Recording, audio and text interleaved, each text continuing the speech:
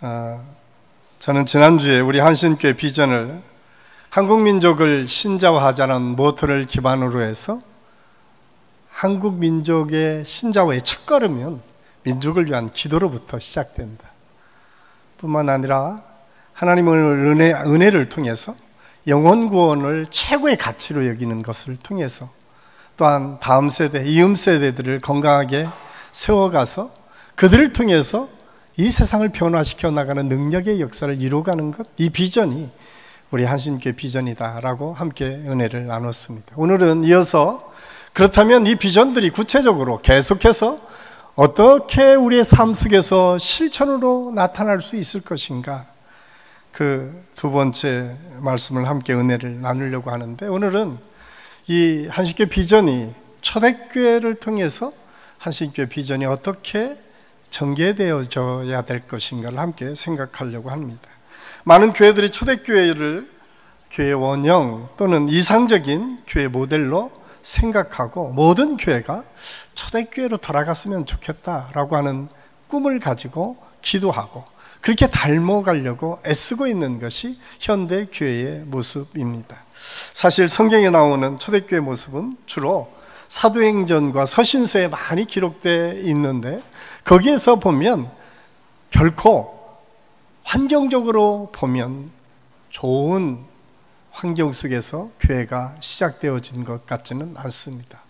예수 그리스도의 복음이 증거됐지만 예수 그리스도의 복음을 방해하는 사람들이 훨씬 많았던 시대에 예수 그리스도의 복음이 증거되어졌던 것을 성경은 우리에게 말씀해주고 있습니다. 특별히 오늘 우리가 읽은 사도행전 6장 1절에서 7절까지 말씀은 어떻게 보면 오늘날 현대교회의 모습에 맞게 교회가 어떻게 하나님의 사람들을 세워갔고 하나님의 사람들에게 위임해서 하나님의 일들을 감당했는지를 보여주는 단초를 제공하는 아주 중요한 구절임을 알 수가 있습니다. 오늘 사도행전 6장 1절에서 7절까지 말씀은 7집사를 세우고 그들에게 하나님의 일을 위임해서 그 일을 감당하도록 했다라고 하는 사실을 성경을 통해서 말씀해 주고 있습니다. 그렇다면 이렇게 하나님의 은혜를 통해서 초대교회로 돌아가자고 하는 이유가 어디에 있을까요?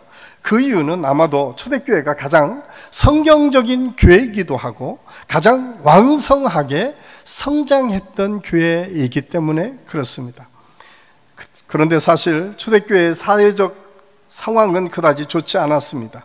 사도행전 안에서도 안전하게 복음을 증거할 수 있었던 시대보다는 많은 핍박이 있었던 시대가 훨씬 더 많이 소개되고 있습니다. 그럼에도 불구하고 어떻게 복음이 증거되고 교회가 성장하게 되었는지를 성경은 아주 분명하게 우리에게 말씀해주고 있습니다. 나아가 사도 바울 이후에 초대교회는 성경에 나오는 시대만이 아니라 기독교가 로마로부터 국교로 인정받기 전까지 참 많은 기독교 시대가 있었다. 1세기에서부터 주로 4세기까지 383년에 사실 기독교가 로마의 국교로 공인되었기 때문에 그 기간까지는 참 어려운 시대에 예수 그리스도의 복음을 증거하고 예수 그리스도를 믿는 믿음을 지켰던 믿음의 선배들이 있었음을 성경은 우리에게 말씀해주고 있습니다. 이 시대는 주로 교부들을 통해서 이 시대의 기독교적 상황들이 어떻게 전개되었는지 알려주고 있는데, 그 당시에 얼마나 힘들었는지 카타콤이라고 하는 무덤에 들어가서 살았던 사람들도 있었고, 어떤 사람들은 어떻게 하든 예수 그리스도의 복음을 지키기 위해서 따로 공동체를 이루어서 살았던 집단들도 참 많이 나타났다라고 하는 사실을 알 수가 있습니다.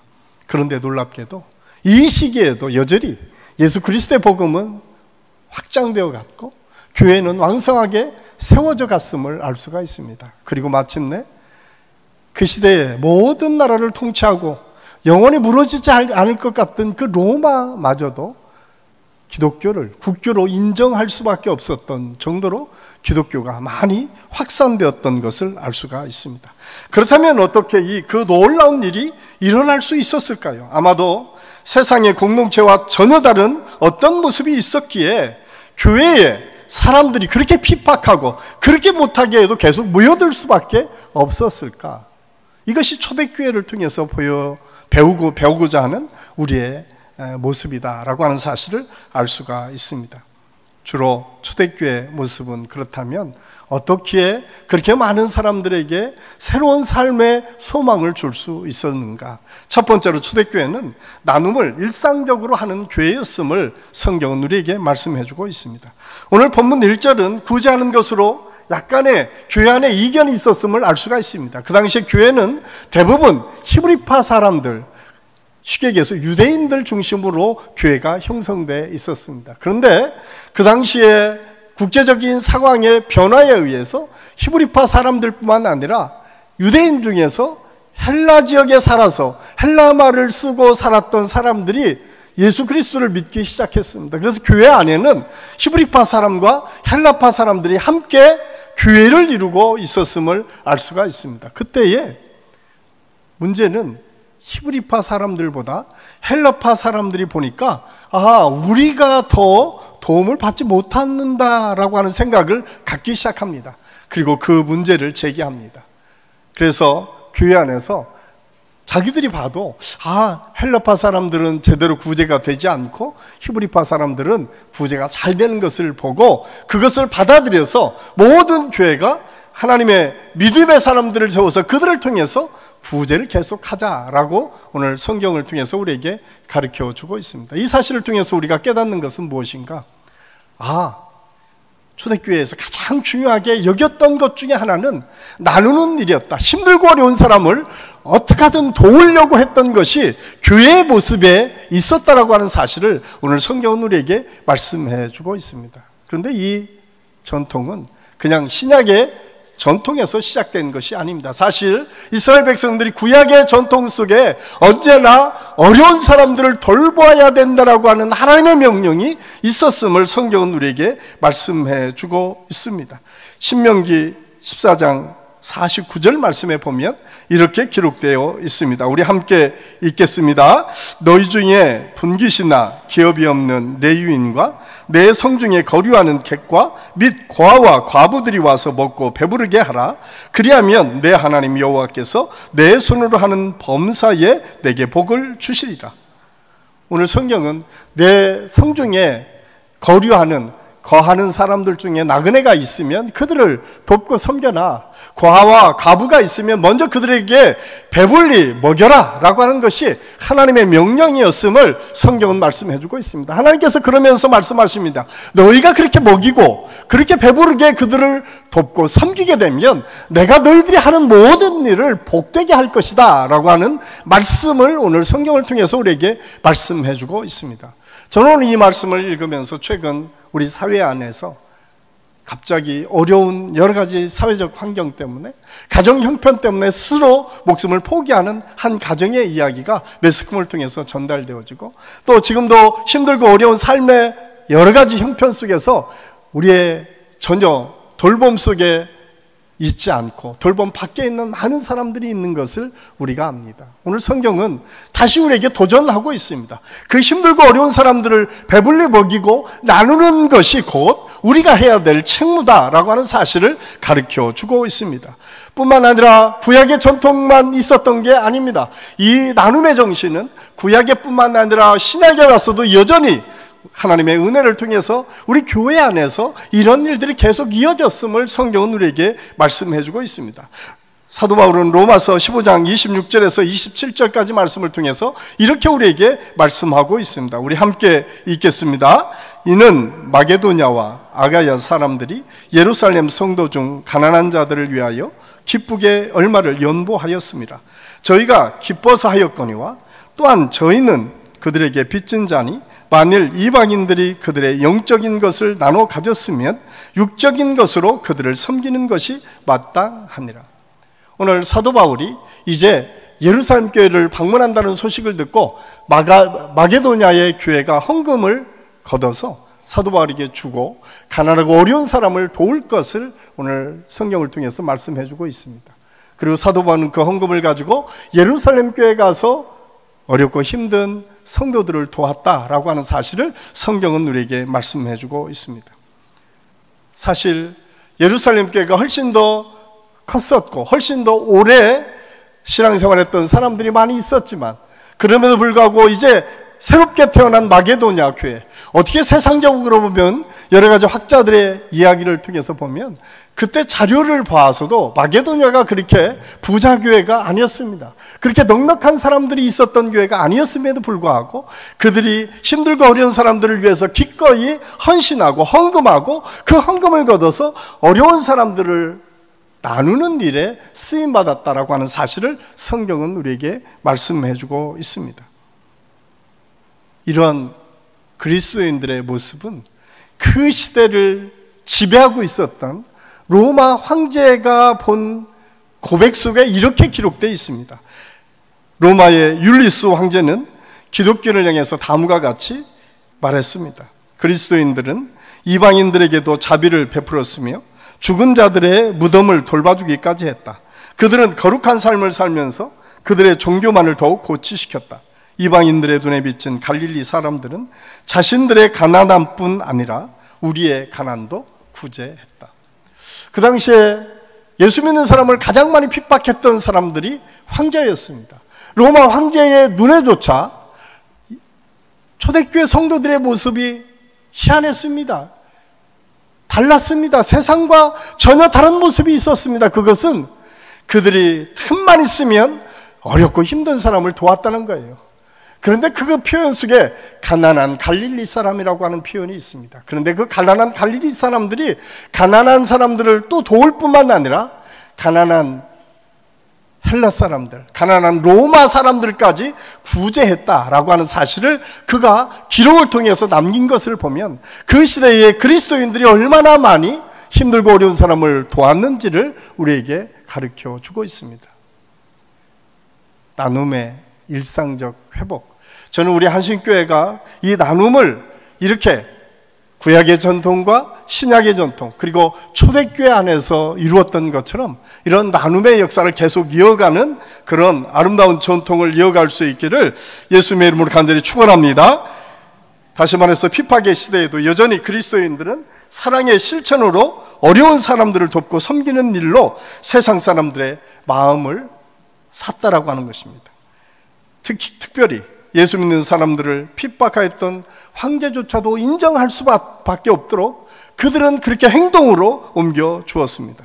그러기에 예수 그리스도의 복음은 자유롭게 증거할 수 없었음에도 불구하고 교회는 계속 성장해 갔습니다. 그리고 마침내 로마가 더 이상 견디지 못하고 로마가 국교로 기독교를 인정할 수밖에 없을 정도로 그리스도인들이 많아졌다라고 하는 사실을 세계의 역사는 우리에게 말씀해 주고 있습니다. 이러한 나눔의 전통은 교부들의 사랑의 실천을 통해서 이제 유럽으로 퍼지게 됩니다. 그래서 독일의 경건주의 운동으로 발전을 하게 됩니다. 단순히 나눔에 끝나는 것이 아니라 나눔을 위해서 내 삶이 변화되겠다. 내가 근면하고 또 건강한 삶을 하고 힘들고 어려운 사람을 돕는 것을 최우선의 가치로 여기는 삶의 운동으로 바뀌기 시작합니다. 또한 영국으로 가서는 요한 웨슬리를 통해서 또한 그 당시에 급변하는 사회 속에서 어려운 사람들, 방치되어 있는 어린이들과 방치되어 있는 가난한 사람들을 어떻게 도와야 될 것인가를 함께 고민하면서 그 사회적 운동으로 확산되었음을 알 수가 있습니다. 어쩌면 지금 이 시대에 독일이 또한 영국이 그렇게 선진국으로서 건강하게 자리매김할 수 있었던 아주 중요한 비결 중에 하나는 어쩌면 경건주의 운동과 또한 웨슬리를 통한 이 갱신운동이 계속 지속적으로 이루어졌기 때문에 그 사회의 근간을 통해서 소외된 사람들을 돕고 섬기는 일이 이루어짐으로 그 사회가 모두가 더 성장하고 발전하는 기회로 삼았음을 알 수가 있습니다. 최근 국민일보와 사김과 섬기라고 하는 공동조사한 바에 의하면 한국 교회의 신뢰도는 18.1%라고 얘기합니다. 다른 종교에 비해서 현저하게 떨어집니다. 한 3분의 1 정도 된다고 그 보고서는 기록하고 있습니다. 그런데 기운실에서 보고한 것을 보면 2020년 보고에 보면 사회 사람들이 사회복지를 가장 많이 하고 어려운 사람을 가장 많이 돕는 종교가 어디냐? 21.8%로 기독교가 다른 종교보다 앞서서 압도적으로 우위에 있습니다. 그럼에도 불구하고 이중적인 모습이 보이지 않습니까? 일은 가장 많이 교회가 하면서 많은 사람들의 지탄의 대상이 되는 이유가 무엇일까? 기운실에서는 그 문제를 그렇게 얘기하더라고요.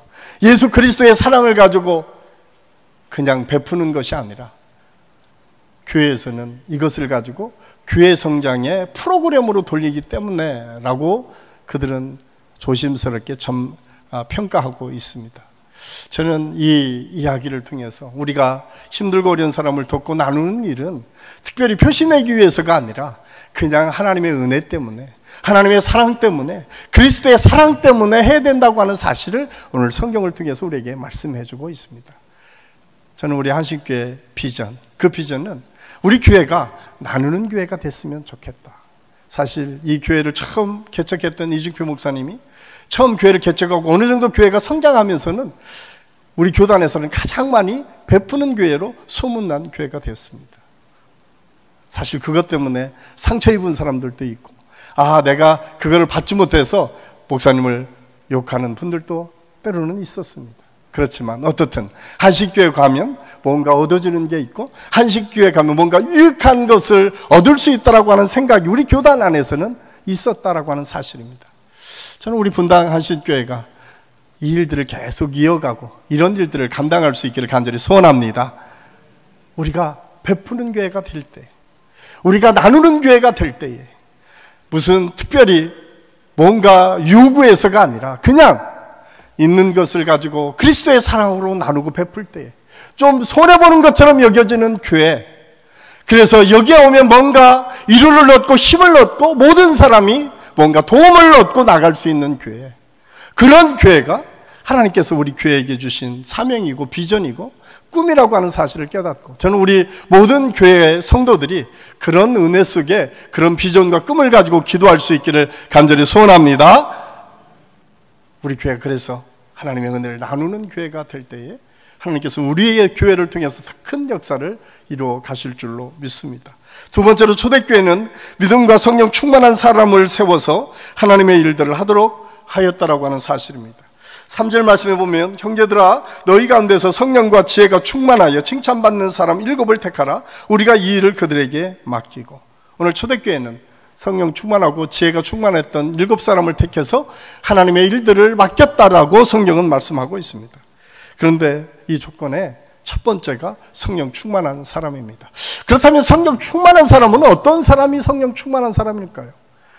뜨겁게 기도만 하는 사람, 모든 사람 앞에 내가 거룩하게 살아가는 것처럼 보여지는 사람, 그 사람이 과연 성령 충만한 사람일까요? 오늘 성경을 자세히 읽어보면 성령 충만한 조건은 절대적으로 하나님의 말씀에 순종하고 그 말씀을 따라서 살려고 애쓰는 믿음의 사람들을 의미합니다. 특별히 성령 충만을 위해서는 기도를 열심히 해야 돼요. 우리 교회 안에는 기도하는 많은 믿음의 사람들이 있습니다. 여러분들은 어떻게 생각할지 몰라도 여전히 우리 교회 안에 매일매일 시간을 정해놓고 기도하는 우리 권사님들이 계십니다. 너무 감사하죠. 나라와 민족을 위해서, 교회를 위해서, 가정을 위해서, 목회자를 위해서 끊임없이 기도하는, 그리고 그 헌신하는 그 믿음의 여종들이 있기 때문에 우리 교회가 지금 건강하게 세워지는 것입니다. 왜냐하면 그 기도의 영적인 교제를 통해서 하나님의 은혜를 깨닫기 때문에 그렇습니다. 하나님의 역사가 그렇게 이루어지기 때문에 그렇습니다. 핍박의 시대에 그들이 할 수 있었던 것은 무엇일까요? 그들이 할 수 있었던 것은 기도였습니다. 그리고 그 기도의 힘을 통해서 나눔이 이루어졌을 때 더 큰 하나님의 은혜가 그 속에 더해졌다. 우리 교회 안에 중보기도 팀도 있고 개인 기도하는 그룹들이 참 많이 있습니다. 저는 우리 모든 성도들이 이 모든 모임에 함께 참여하고 기도하면서 우리 교회가 더 든든히 성령 충만으로 하나님의 역사를 이루어가는 교회가 될 수 있기를 예수님의 이름으로 간절히 축원합니다. 두 번째로 지혜가 충만한 사람을 뽑았다. 성경은 말씀하고 있습니다. 여기에서 지혜는 머리가 비상하거나 세상적인 지혜를 말하는 것이 아닙니다. 하나님의 말씀을 잘 알고 그 말씀을 현실에 적용하는 지혜를 의미합니다. 말씀을 잘 알기 위해서는 하나님의 말씀을 공부해야 됩니다. 오늘이 마감날인데 혹시 성경 공부를 아직까지 신청하지 않으신 분이 계시면 꼭 신청할 수 있기를 바랍니다. 이럴 줄 알았어요. 제가 그 다음 말을 꼭 해야 될 것 같아요. 어떤 분이 그런 얘기를 하더라고요. 목사님, 저는 예전 교회에서 다 했습니다. 하신 유명한 목사님을 통해서 다 세미나도 하고 들었습니다. 그런데 제가 그런 분들에게 묻고 싶습니까? 여러분, 그 말씀대로 살아집니까? 여러분, 지금 여러분 그 말씀대로 여러분의 삶이 나타나고 있습니까? 그렇지 않잖아요. 우리가 매일매일 하나님의 말씀을 읽어야 될 이유, 하나님의 말씀을 공부해야 될 이유, 우리가 지적인 것을 쌓기 위해서 하나님의 말씀을 공부하는 게 아닙니다. 말씀은 훈련입니다. 말씀을 통해서 나를 돌아보게 하고, 말씀을 통해서 새로운 삶의 지평을 열어가게 하고, 말씀을 통해서 이 세상을 이길 수 있는 능력이 무엇인지를 깨닫게 하는 것, 이것이 성경 공부입니다. 그렇기 때문에 성경 공부는 어쩌면 우리 주님 오시는 그 순간까지 우리가 끊임없이 놓지 않고 하나님의 말씀을 붙잡고 나가야 됩니다. 왜? 혼자 안 되기 때문에 함께 공부하면서 서로 격려하고 위로하며 그 말씀 앞에 나를 세우고 그 말씀을 통해서 내 삶이 변화되는 것을 서로 독려하고 격려하는 시간이 성경 공부 시간입니다. 저는 우리 한신교회가 이 9월에 다시 한번 하나님의 은혜를 통해서 이 말씀을 가까이 하면서 하나님, 내가 말씀대로 한번 살아보겠습니다. 하나님 말씀을 통해서 내 삶을 한번 바꾸겠습니다 라고 하는 고백과 결단이 있을 수 있기를 예수님의 이름으로 간절히 축원합니다.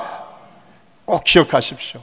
또 하나 제가 교황 말씀을 드린 바에 성경 공부뿐만 아니라 여러분, 내년에 우리 교사들이 필요한데 교사들을 지원할 분들은 미리 성경 공부를 통해서 훈련받고 지원을 했으면 참 좋겠습니다.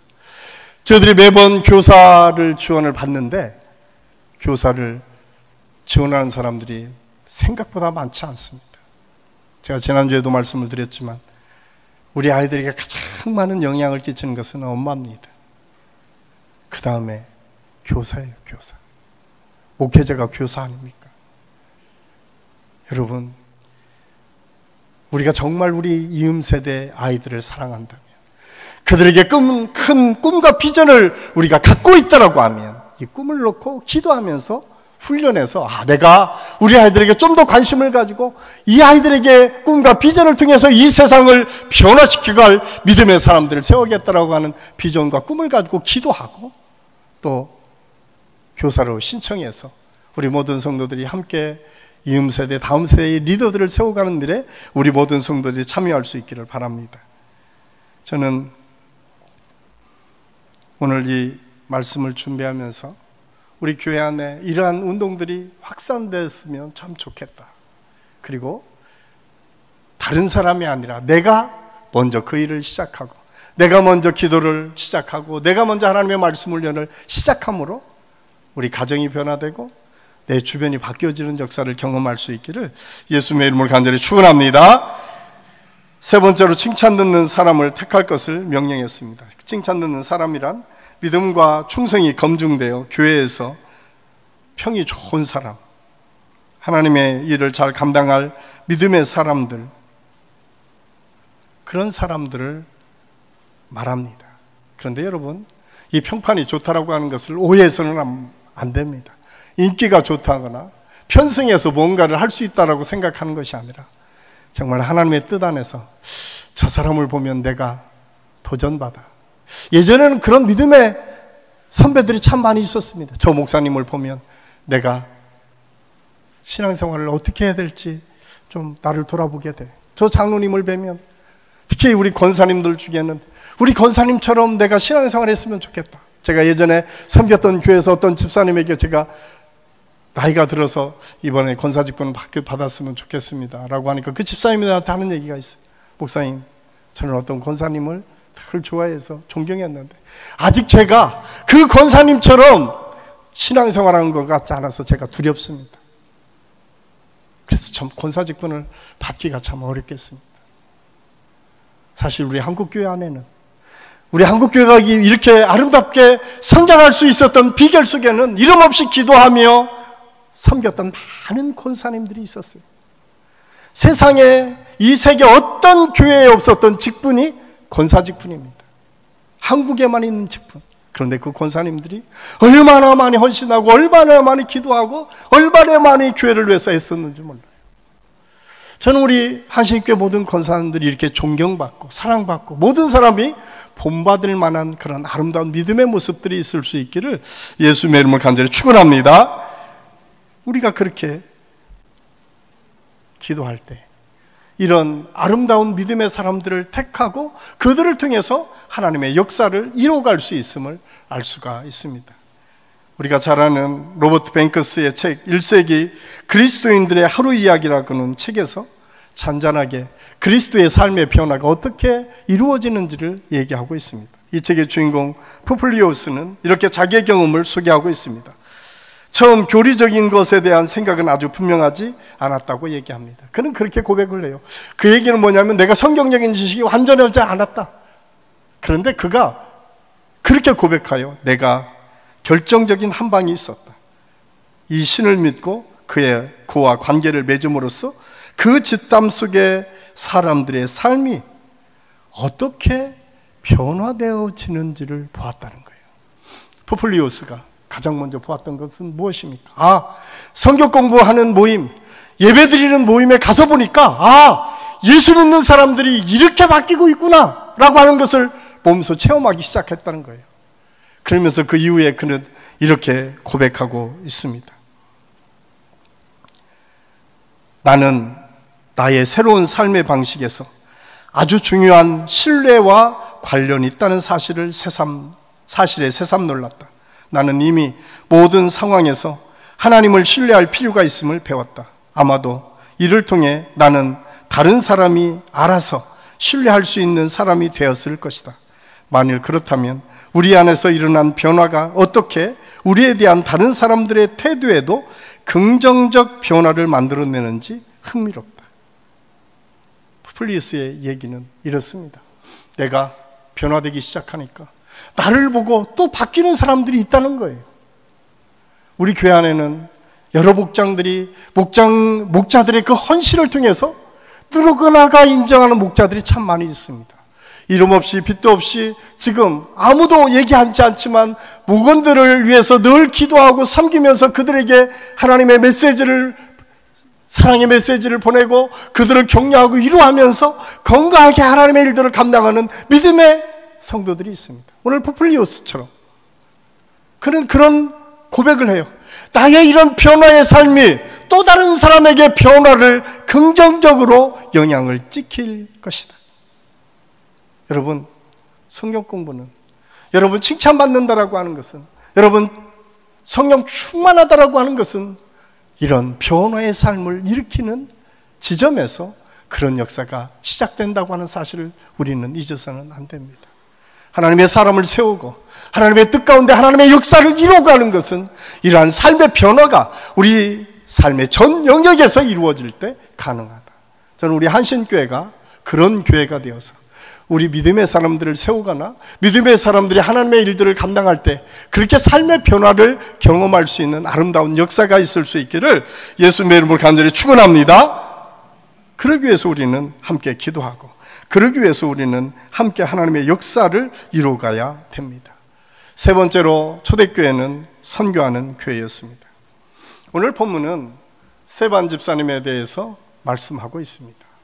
7 집사 중에 한 사람 스데반 집사. 그런데 놀랍게도 6장 8절부터 이어서 바로 스데반 집사님의 삶에 대해서 소개하고 있는데 하나님께서 세운 집사님의 삶이 어떠했는지, 그는 모든 사람 앞에 예수 그리스도의 복음을 선포하게 되고 마침내 순교하게 되는 것을 오늘 성경은 우리에게 말씀해주고 있습니다. 얼마나 하나님의 말씀을 잘 증거하는지, 거기에 듣고 있었던 많은 사람들이 마음이 움직이기 시작했어요. 그런데 놀랍게도 그것을 본 제사장들과 그것을 본 서기관들과 바리새인들은 어떻게 하든 스데반 집사를 죽이려고 합니다. 그런데 그 현장에 한 청년이 등장합니다. 그는 사울이라고 하는 청년입니다. 그 청년은 바리새인이었습니다. 그 청년은 유대주의자였습니다. 어떻게 하든 예수 믿는 사람을 핍박하고 죽이려고 하는 그 현장에 그 청년이 있었고 그 일에 가담했습니다. 그런데 여러분, 이 청년이 나중에 그 놀라운 현장을 목도하고 충격을 받게 됩니다. 죽으면서까지 예수 그리스도의 복음을 증거하고 다른 사람을 원망하는 것이 아니라 그들을 위해서 기도하는 모습을 보고 아마 성경에 표현되어 있지 않지만 그는 적잖이 놀랐을 것입니다. 그래서 더 크게 다른 사람을 핍박하는 일에 앞장섭니다.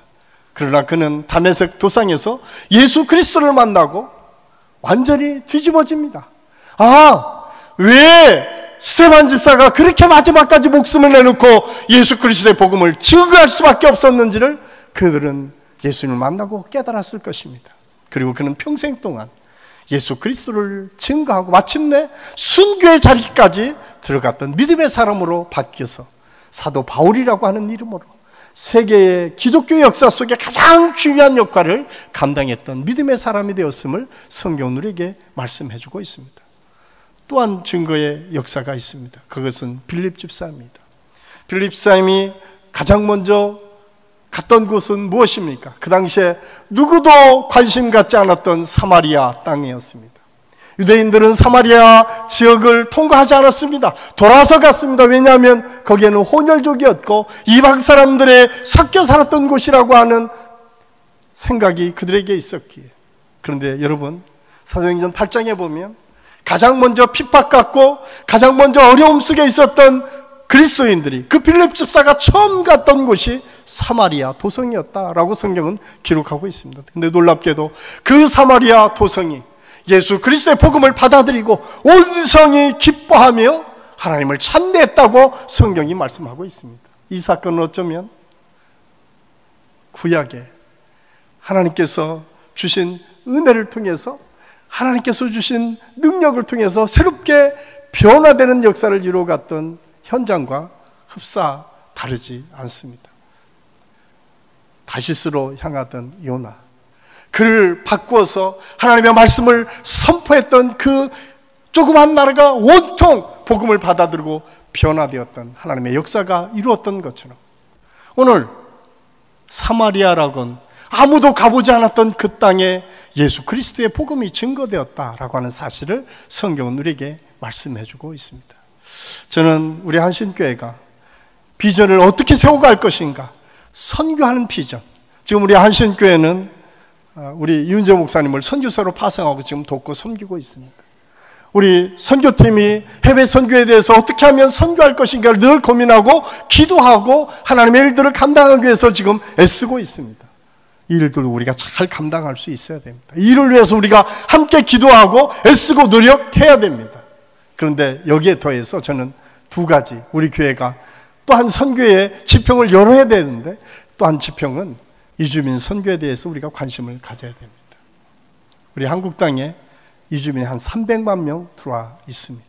제가 베트남 선교를 3년 동안 하면서 가장 어려웠던 것은 직접 베트남 사람들에게 예수 그리스도의 복음을 증거할 수 없었던 한계가 있습니다. 특히 동남아시아의 모든 나라들은 대부분 불교 국가이거나 이슬람 국가이거나 또한 독재 국가이거나 공산주의 국가입니다. 그러다 보니까 자유롭게 예수 그리스도의 복음을 증거하기 쉽지 않습니다. 그런데 여러분, 그들이 다 우리나라에 지금 들어와 있어요. 베트남 사람들만 해도, 학생만 해도 10만 명이 넘습니다. 그들에게 예수 그리스도의 복음을 증거하고 또 현장에 있는 선교사님들과 네트워크를 통해서 여기서뿐만 아니라 이어서 돌아가서도 지속적으로 그들이 예수 그리스도의 복음을 증거하고 예수 그리스도 안에서 신앙생활을 할 수 있도록 돕는 사역, 이것이 이주민 사역의 아주 중요한 선교의 방향입니다. 저는 우리 교회가 이 일들을 참 감당했으면 좋겠다. 또 하나는 우리 교회가 이 결혼 이민자들, 우리나라에 벌써 300만의 이민자가 있는 것뿐만 아니라 결혼해서 사는 사람 중에 우리나라 국적을 취득한 사람과 취득하지 않은 사람을 다 합치면 한 50만 정도 됩니다. 이들을 위해서 우리가 함께 기도하고 이들에게 예수 그리스도의 복음을 증거하고 이들이 이 한국 땅에서 건강하게 그리스도인으로 살아갈 수 있도록, 건강하게 대한민국 국민으로 살아갈 수 있도록 그들을 돕고 섬기고 그들을 지원하는 일을 우리가 감당할 수 있을 때 우리 교회는 하나님의 선교를 계속 이루어가게 될 줄로 믿습니다. 또 하나 우리 교회가 빼놓지 않고 해야 될 것은 힘들고 어려운 교회를 돕는 일입니다. 사실 특히 우리 지역교회를 돕는 것, 지방에 있는 교회를 돕는 것, 이거는 우리가 우리 교회 사명으로 알고 도와야 됩니다. 왜냐하면 저도 시골교회 출신이지만 여기에 있는 우리 한신교회 교인 중에 아마 거의 50-60% 이상은 다 시골교회에서 예수 믿고 구원받아서 여기까지 오게 됐을 것입니다. 우리는 빚진 마음을 가지고 시골의 어려운 교회들을 돕고 섬기는 일을 기쁨으로 감당할 수 있어야 됩니다. 우리가 받은 만큼 나눌 수 있어야 됩니다. 저는 우리 한신교회 안에 이러한 일들을 감당할 수 있는 은혜가 있기를 예수님의 이름으로 간절히 축원합니다. 꼭 기억하십시오. 우리는 사랑의 빚진 자들입니다. 오늘 이렇게 아름다운 환경에서 우리가 신앙생활할 수 있었던 것은 거저된 것이 아니라 무수히 많은 믿음의 선진들의 기도와 헌신을 통해서 우리가 여기까지 올 수 있었습니다. 그런데 이 헌신과 이 사랑을 우리가 받기만 하는 것이 아니라 이것이 흘러가도록 하는 것이 아주 중요한 선교의 역할이고 감당이다라고 하는 사실을 우리가 알 수가 있습니다. 사랑하는 한신교회 성도 여러분, 여러분은 한신교회 성도임이 자랑스럽습니까? 저는 자랑스러워도 될 것 같다. 왜? 우리는 나눔을 일상적으로 하는 교회이기 때문에, 나는 믿음의 사람들을 세워서 이 세상을 바꿔가는 능력의 역사를 기도하며 꿈꾸는 교회이기 때문에, 내가 비록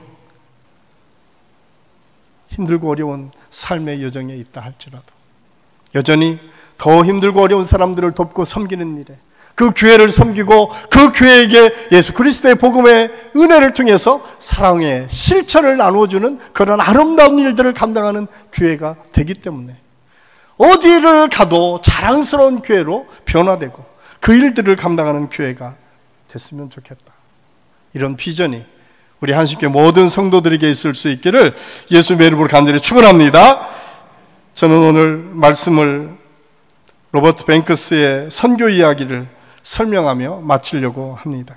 우리가 일반적으로 선교하면 선교사님이나 목회자, 아주 특별한 사람들의 이야기 정도로 생각합니다. 그러나 이 책에서 로버트 뱅크스는 선교는 일상에서 일어나는 모든 사건이 선교다라고 그는 고백하고 있습니다.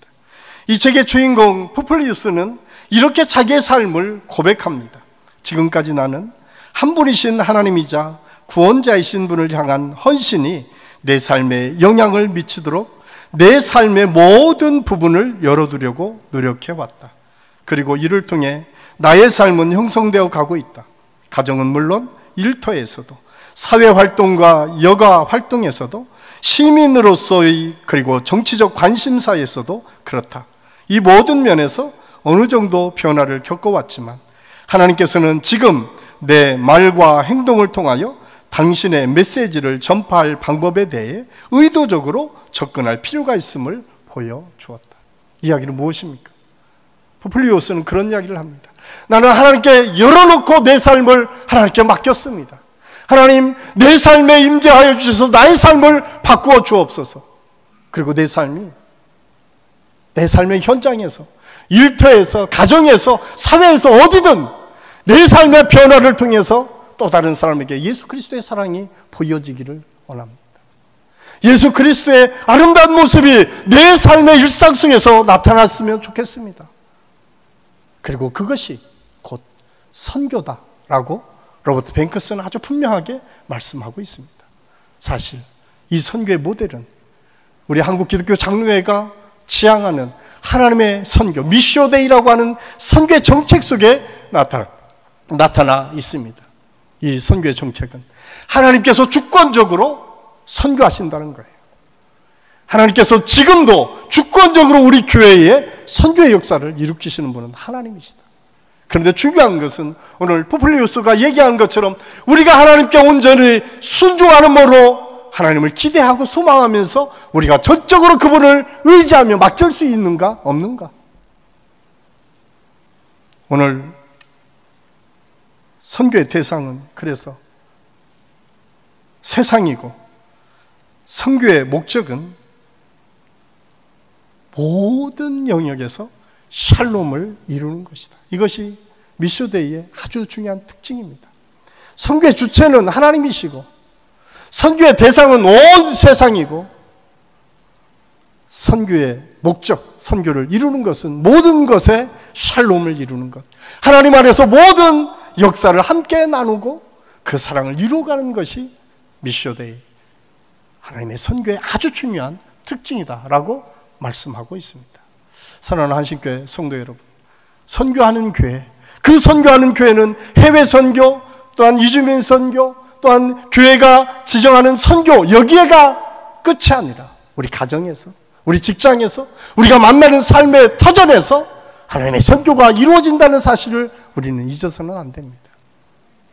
저는 우리 한신교회 모든 성도들에게 이 비전과 꿈이 있어서 우리 교회를 통해서 우리가 가는 모든 영역 안에 하나님의 선교가 이루어지고 하나님의 역사가 이루어져서 먼 훗날 하나님께서 인정하고 기뻐할 만한 믿음의 교회로 계속 변화되고 성장해가는 축복이 있기를 예수님의 이름으로 간절히 축원합니다.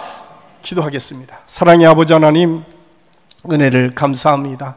오늘 말씀을 통해서 우리 한신교회 비전이 어떻게 세워져야 될지, 그리고 그 비전을 어떻게 이루어가야 될지 함께 생각했습니다. 하나님, 나눔이 일상이 되는 교회가 되기를 원합니다.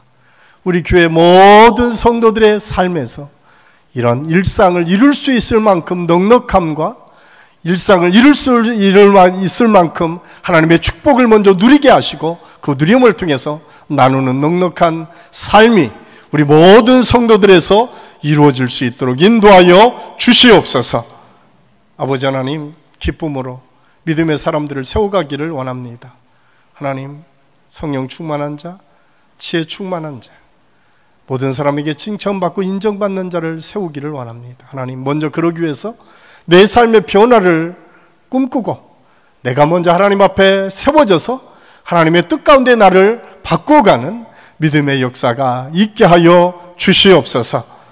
선교를 통해서 우리 가정이, 우리 직장이, 학교가, 교회가 변화되는 역사를 경험하게 도와주셔서 우리 한신교회가 가는 곳곳마다 하나님의 영광이 나타날 수 있도록 인도하여 주시옵소서. 오늘도 우리와 함께 하시는 주님을 찬양하며 예수님의 이름으로 감사드리며 기도하옵나이다. 아멘.